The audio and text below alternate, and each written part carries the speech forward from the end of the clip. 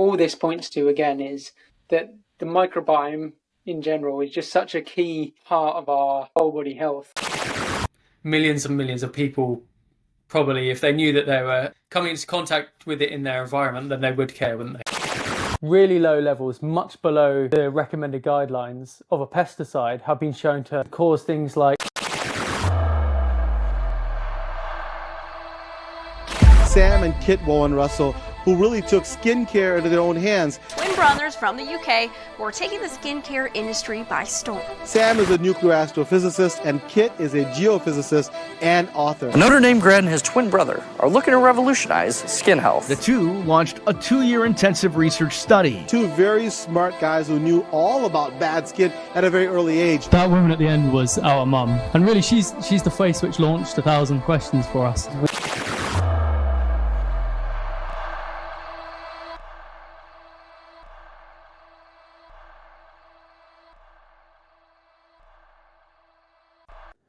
Right, Sam, our breaking news feature is back. So this is where I announce a breaking news, huge headline in our sphere to you, but it's blind to you. So you've never seen it before, have you? Well, I mean, I might have seen it, but I don't know which one you're going to pick. True. It might have popped up on your Google News feed. Okay, the huge news this week is that really low levels, much below the recommended guidelines of a pesticide, have been shown to really harm our health. That's the big picture overview, and we can go into the details. Which one it is. What did you say? Let me guess which one it is. I'll take a wild guess. Go on. No, it's too obvious. You say. Yeah, it's actually glyphosate. So for the vast majority of people listening, they probably won't know what glyphosate is, but it's been all over the news, hasn't it, recently? Actually, Sam, it's probably better if you explain this, because you know much more about glyphosate yourself. Well, that's slightly putting making me sound like an expert when I'm not in it. But no, I'm not an expert in glyphosate itself at all, in the slightest. This is far away from our field, but because in America, well, I think in America it's much of a bigger topic, especially in MAHA, Make America Healthy Again. It's been a massive topic.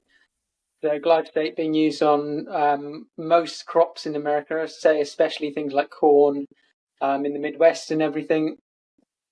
So it's a massive topic in this new administration because, well, the interesting part is, I'm not going to bang on about this for ages, but there's, in the MAHA movement, they're sort of not infighting, but it's a bit of a hard one because most people are really supportive of everything MAHA does, but in terms of health, MAHA is talking about Roundup and glyphosate as damaging. But then there's the Republicans who are in support of farmers. So obviously it's really good for farmers and increasing their crop profit and everything. It's really good for them. So there's these two sort of sides, but the Republicans want the farmers to do well, yet the health of the people is what MAHA are talking about. Yeah, that's really good. I love that big picture, which gives us a bit of a background about the bigger picture of why this is used. So it's a pesticide, just to be clear, which is used on crops in farming. Well, it's not pest. I think it's whatever the other word is. It's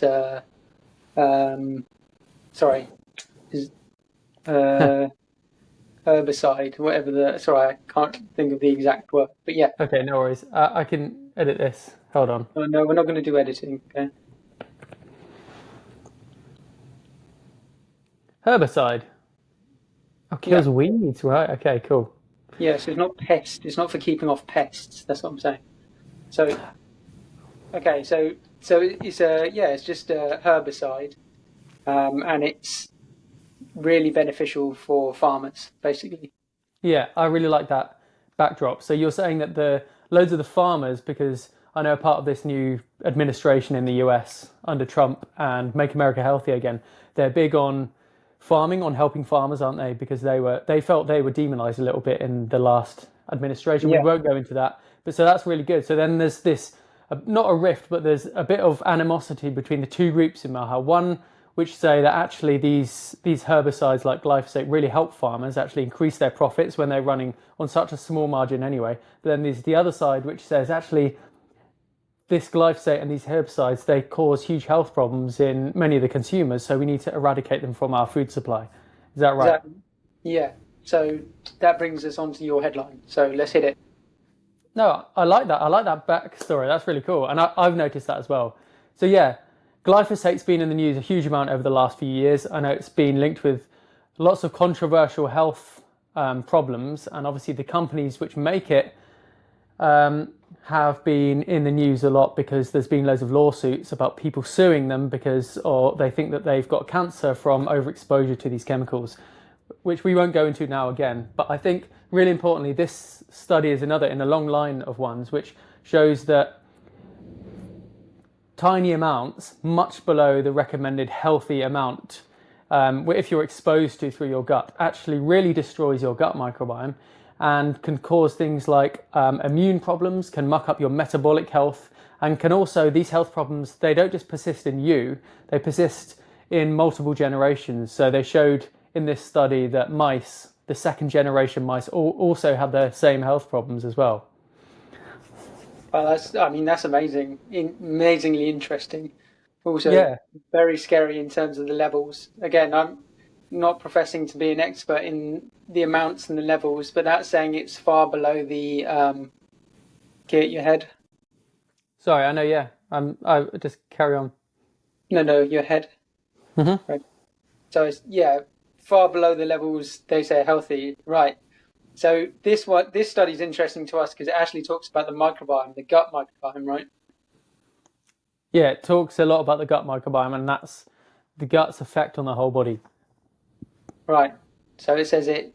I mean, I'm pretty sure the paper will sort of focus on specific microbes, but in general, you're saying that it depletes the gut microbiome. Is that right? Yeah. So the big picture again is that these papers, they, as you say, they always focus on specific microbes, and they say that a decrease in this amount of microbe has been linked to this. But again, as we know, it's much better to look at the bigger picture. So the whole gut ecosystem is being damaged by a very small amount of this chemical. And I'll just quickly tell you so you know the scope. So the EPA, which is the what is the EPA again? It's the Environmental Protection Agency or something like that in America, isn't it? Do you know? Well, I know the EPA. I don't know what it stands for. So let's gloss over that one quickly. Yeah, okay. Anyway, they say that 1.75 milligrams per kilogram per day of glyphosate is safe, in inverted commas, as they say. But what they used in this new study, which was published on the 1st of November, they used just 0.01 milligrams per kilogram per day. Wow. So as the resident physicist and mathematician, Sam, can you calculate what percentage that is of the supposed safe level? 0.01, did you say? Yeah, so 0.01 of 1.75. Well, that's like 10,000 times less. 0.01, 0.1, 1, 10, yes, like 10,000 times less. 10,000 times less. No, I think it's like 200 times less. Wait, 0.01 to 175? 1.75. Oh, sorry, I thought you said 175. So yeah, it's 100 times, well, 175 times less. Yeah, so effectively 200 times less. So what we're being told, the implication of this study is that the amount of this chemical which we're being told is safe and healthy for us to consume, actually, when mice were given it at 200 times less, a smaller dosage, they actually found incredibly harmful effects of that as well. And that's the big picture here, I think. Right, I see. So because again, the big picture, so it's damaging the gut microbiome. So what is it being linked to? What could it be causing? Well, they talk about things like how this then contributes to, obviously the microbiome disruption in the gut then contributes to inflammation. This can be whole body wide inflammation as well. So that can influence a huge amount of whole body diseases. Then also they call it metabolic dysfunction. And then they also say things like it can affect things like your behavior and impact neurological changes, which just means how your brain health is and how you think.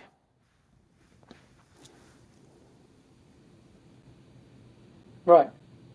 So, I mean, this is this study, but in general, in our research, talking about the microbiome's been linked to a whole host of whole body diseases, right? And that's what, going back to MAHA, Make America Healthy Again, that's what one of their big principles is in research into the microbiome, where they talk about the gut microbiome. But there's been many studies that just talk about in general how the microbiome or the gut microbiome, damage of the gut microbiome can be linked to all these whole body problems, right? Oh yeah, there's been a huge amount on the gut. So it's well known, actually, I don't know, probably to normal people as well, but well known that if you damage your gut, then this can cause a cascade throughout the whole body and increase the likelihood you get a huge amount of diseases, like things in your heart, your brain, your lungs, your head even. So yeah, that's a really well known concept. But the question here is, why does anyone care? And especially people why does any normal person care about this breaking news? Which should be the main section of the podcast. So do you want to answer quickly, Sam? Why does any normal person care? Well, I mean, the point about glyphosate, don't know the exact numbers, but it's used on most of the food source in America. So everyone's really eating it, unless they're organic. And even some studies said there was some crossover in organic ones from neighboring farms and things. So the food source, you're basically going to be encountering glyphosate. And so if there's this potential to be damaging your gut microbiome from smaller levels of glyphosate than are deemed healthy, then, as you said, damage to the gut microbiome could then cause all of these other whole body health problems and chronic diseases and just other diseases. So, I mean, we want to see more studies, but this one just shows how it could be hugely damaging the gut microbiome and therefore our health. Exactly. I think that's a good summing up. And also, I think to use a term which Make America Healthy report uses called cumulative exposure, which they're very big on. This study, again, just shows that, okay, I can't actually remember how long it was, but if people are eating foods, and let's face it, as you say, any food which isn't organic is likely to have glyphosate in it. And it's not listed on the packaging either, is it? So if you eat this day in, day out, year after year, day after day, the question is, how much is this cumulative exposure going to muck up the body? And studies like this are just showing that actually it could be a huge amount. Yeah, which is really worrying, especially as you look at the big cases that glyphosate and Roundup have settled with. It's all about people who've sort of come into massive contact with it daily, like gardeners, and it's dripping down their back, and then they get skin cancer or whatever it was. But this is even showing that, like you're saying, cumulative exposure of small amounts could be really damaging the gut microbiome, and then who knows what. So hugely worrying that front. And the same thing again. Yeah, one final word, because people will be asking, how does this relate to the skin? Well, very simply, the gut and the skin are intrinsically linked. So if you get gut problems, this can cause a huge amount of skin problems as well. But then also, again, if we're encountering, as you say, glyphosate in our environment, did you say it was on grass and things like that? Oh, I mean, it's on, when you see the gardeners in America with the sort of, it looks like a Ghostbusters backpack, and it's filled with sort of liquid, and then they've got this spray tool. So it's just, you just spray it on weeds, whatever. So it's all over gardens. I remember at Notre Dame, I think I was running and I used to see loads of people spraying it. So again, that's another thing to take into account, not just in our food system, but just all around us in the atmosphere, coming in contact with our skin and being breathed in. Yeah, and again, through the skin, if our skin is damaged, you're going to be less likely to fight off the bad effects of this, but then also it's going to destroy our skin as well if we're coming into contact with it in the environment. Yeah, well, according to these studies, it is, and also according to the assessments that have been made. So, I mean, in general, all this points to again is that the microbiome in general is just such a key part of our whole body health, and if we're damaging it, it's just linked to and causing a huge amount of whole body health problems. Exactly. And again, the question, why does anyone care? Well, millions and millions of people probably, if they knew that they were taking in glyphosate and these things or coming into contact with it in their environment, then they would care, wouldn't they? Yeah, would care, and then also would care if they knew that how damaging it was too. So, or it's being shown to be. So, let's just see what the next studies show us. Exactly. I think that's a good place to end. But we'll be back next week, Sam, with another blind breaking news. So maybe you can do it this time. You can introduce a blind breaking news to me and you can get me to analyse it. No, I mean, this one, yeah, exactly. This one was interesting. I could have guessed the herbicide it was going to be but yeah. Exactly. Brilliant. Right. Next time, more breaking news.